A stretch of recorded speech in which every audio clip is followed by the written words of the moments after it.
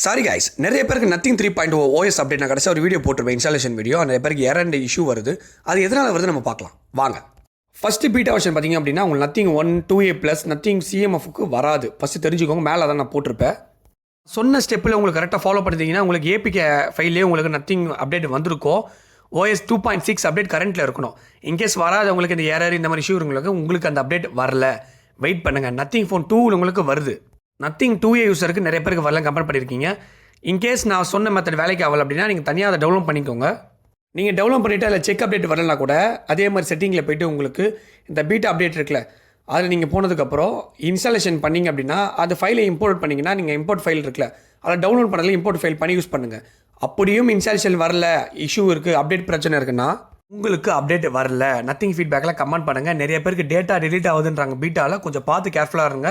நான் இன்ஸ்டாலேஷன் போட்ட வரைக்கும் ஓகே, ஆனால் இந்த வீடியோ ரொம்ப மஸ்ட்டாக பாருங்கள்.